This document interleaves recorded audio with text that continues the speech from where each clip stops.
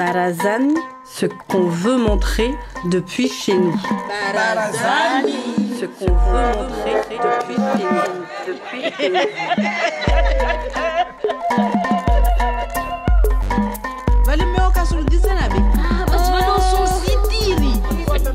Les gens vivaient sur leur terrasse, sur les barazas. Parce que c'est vraiment incroyable, Mayotte.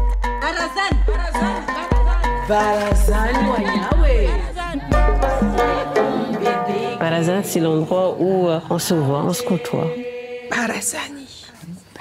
Au détour d'une terrasse de Pamandzi, résonne. Alors on nous a expliqué que la départementalisation de Mayotte se ferait de manière progressive et adaptée. Prenez place sur le Djavi, notre grande natte au sol.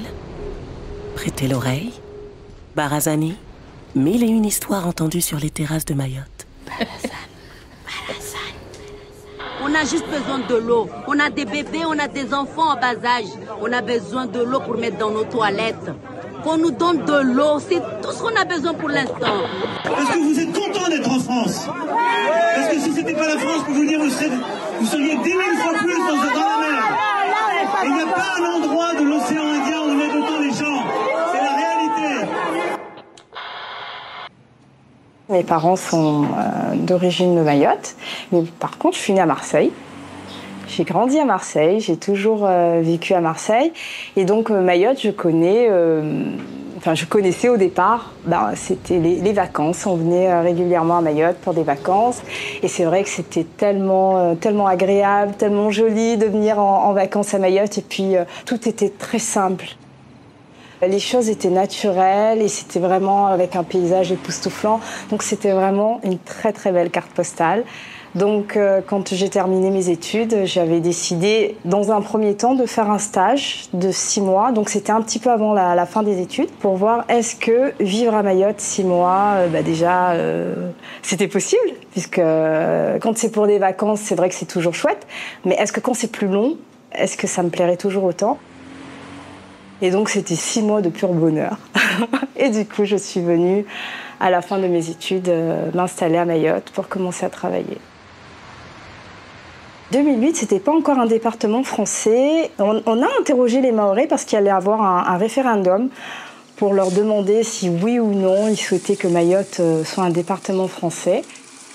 Au niveau des droits et des devoirs, alors on nous a expliqué que la départementalisation de Mayotte se ferait de manière progressive et adaptée. Alors nous avons constaté, nous autres Mahorais, de toute façon on nous a expliqué, que pour les devoirs, de toute façon on l'a vu, pour les devoirs c'était tout de suite. Mais pour les droits, il fallait que ça soit de manière progressive et adaptée, parce que tout ne pouvait pas se mettre en place. On le voit par exemple pour le SMIC. Le SMIC Mayotte, il se rattrape au fur et à mesure. Chaque année, le SMIC augmente pour pouvoir rattraper celui de la métropole. C'était pas la même chose. Au niveau de la sécurité sociale aussi, il y a des choses qui se font de manière progressive et adaptée. En revanche, il y a les impôts qui se sont... ça n'a pas été progressif et adapté, ça c'est maintenant. Pour payer des impôts, des taxes foncières, par exemple, qui n'existaient pas quand Mayotte était un territoire d'outre-mer. Et pour revenir en fait à ce problème d'illettrisme et d'analphabétisme, c'est que on a quand même un taux de chômage qui est élevé à Mayotte. Être au département, c'est pas que des aides qui arrivent de l'État. Non, c'est pas que ça. C'est des devoirs, beaucoup de devoirs. On a vraiment beaucoup de défis à relever pour que les choses s'améliorent, qui vont se résoudre et qui peuvent se résoudre, mais ça va prendre du temps. Ça va prendre du temps puisque tout est lié. Il y a des évolutions qui sont apparues avec des problématiques nouvelles. Sur une île, quand on mangeait sa mangue, c'était naturel de jeter les déchets dans la nature. Maintenant, il faut expliquer que on ne peut pas jeter sa bouteille en plastique ou jeter sa canette, etc. Mais, donc ça, ce sont des choses qui s'expliquent. Donc il y avait eu comme un micro-trottoir, il y avait un journaliste qui avait fait un micro-trottoir pour aller interroger les Mahorais. Et en fait, j'étais choquée par la réponse des personnes qui avaient été interrogées, parce que la majorité des Mahorais avaient répondu ne pas comprendre la question, mais qui voteraient oui le 29 mars. Donc c'était vraiment important que les gens comprennent cette question avec toutes les implications bonnes ou mauvaises que ça pouvait avoir. Et du coup, j'étais tellement bouleversée de réaliser que beaucoup de Mahorais ne s'interrogeaient pas. Et je me suis dit, mince, il faut faire quelque chose, il faut sensibiliser la population sur l'importance, du coup, pour le territoire, d'apprendre le français, puisque ça reste une problématique. Qu'on ne se dise pas que non, c'est du droit, c'est trop compliqué, de ne pas avoir cette curiosité. Au niveau de ce concours, il y avait 3 épreuves: écriture de textes de récits, écriture de textes poétiques et lecture expressive à voix haute. On entend souvent dire oui, les parents sont des missionnaires, les parents s'occupent pas des enfants. Alors c'est pas que les parents sont des missionnaires, mais c'est vrai qu'il y a cette barrière de la langue, puisque tous les parents mahorais ne maîtrisent pas le français. Donc c'est difficile pour eux d'accompagner les enfants, de les aider. Et là, en réalisant ce concours, on a pu s'apercevoir que les parents étaient très motivés et que même s'ils ne maîtrisaient pas le français, qu'ils encourageaient leurs enfants, et ils les ont encouragés du début à la fin, puisque ce concours s'est fait sur une année scolaire. On sait qu'il y a de plus en plus de monde sur le territoire. On a nos cousins des autres îles qui viennent sur le territoire. Donc pour l'instant, c'est un problème qui n'est pas encore résolu, mais ça, c'est quelque chose qu'on sait d'avance. Les solutions existent, il faut juste les mettre en place. Donc pour moi, c'est plus une volonté politique. Les gens sont sensibilisés sur l'importance et la rareté de l'eau. Quand on ouvre son robinet et qu'on n'a pas d'eau, on est sensibilisé. Donc effectivement, après, on va faire beaucoup plus attention. Mayotte reste quand même une île pauvre. Donc visiblement, il y avait des maladies qui avaient disparu qui reviennent, parce que le fait de ne pas pouvoir se laver tous les jours, il y a des problèmes d'hygiène qui arrivent. On explique par exemple qu'il ne faut pas laver dans les rivières, parce que ça se faisait avant beaucoup par le passé. Mais c'est vrai que tout le monde n'a pas cette sensibilité, et puis surtout, quand on se retrouve dans des situations précaires, quand on n'a pas le choix, personnes qui n'ont pas accès à l'eau courante vont passer par les rivières pour nettoyer leur linge. Non, c'est vraiment quelque chose que toute la population subit, parce que... Alors après, oui, les personnes qui vont avoir des moyens, effectivement, ils vont pouvoir installer des cuves d'eau chez eux, ou alors dans les écoles, il y a des écoles qui s'équipent, qui vont installer des cuves d'eau, mais c'est sûr que tout le monde n'a pas cette possibilité de faire ces installations-là, parce que ça a quand même un coût. Après, il y a aussi récupérer l'eau de pluie, mais l'eau de pluie, c'est pas tout le temps. C'est une période, c'est une saison.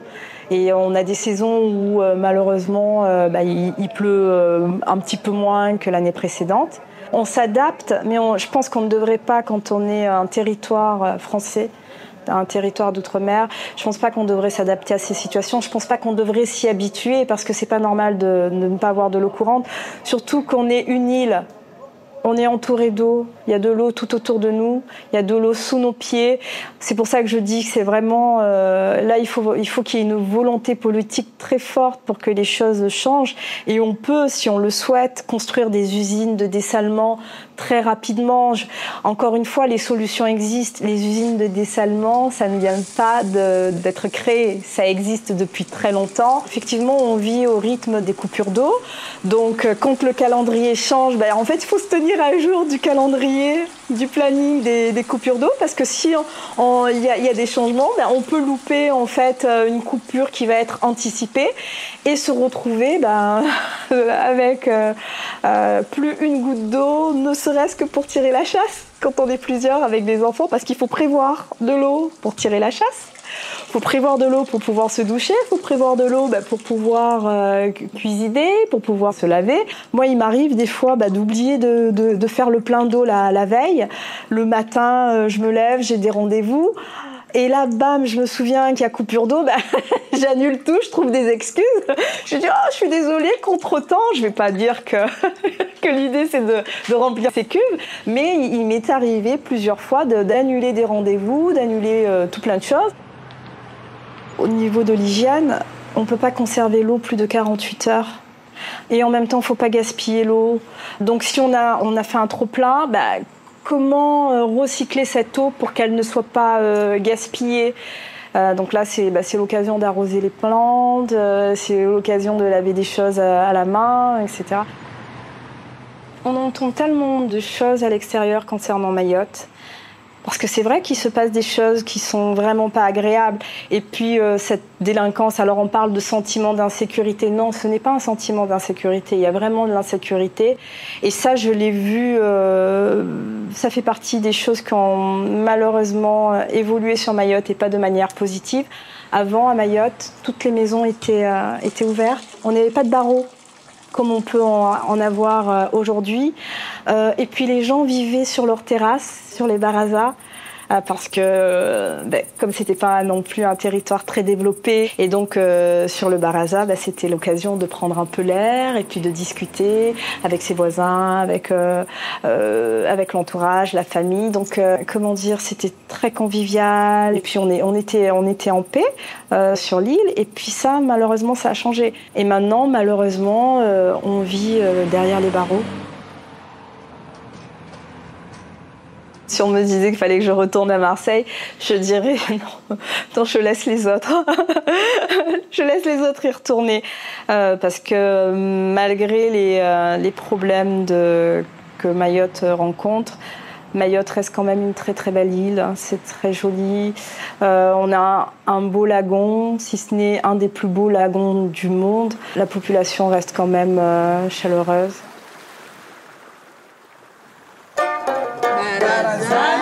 Voilà, j'ai raconté une histoire. Et waouh. Raconte Barazani.